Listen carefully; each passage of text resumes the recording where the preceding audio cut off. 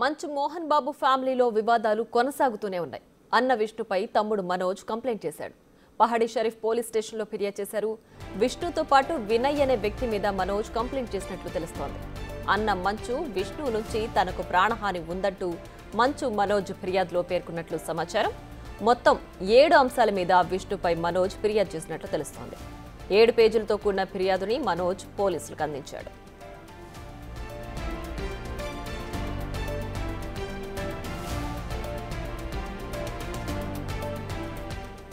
తన ఇంటికి విద్యుత్ సరఫరా నిలిపివేయమని నేనే రాసినట్లు ఫేక్ లెటర్ విద్యుత్ శాఖకు పంపారని మంచు మనోజ్ ఆరోపిస్తున్నారు. అంతేకాదు తన ఇంటికి నీటి సరఫరా నిలిపివేశారని, తమను ఇంట్లో నుంచి వెళ్లిపోయేలా మానసికంగా హింసిస్తున్నారని చెబుతున్నారు.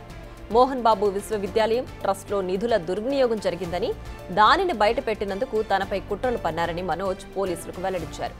తల్లిదండ్రులు లేని తన భార్యను లక్ష్యంగా చేసుకుని కుట్రలు చేస్తున్నారని, తన తండ్రి చేసిన చర్యలతో తీవ్రంగా బాధపడినట్లు మనోజ్ ఫిర్యాదులో పేర్కొన్నారు.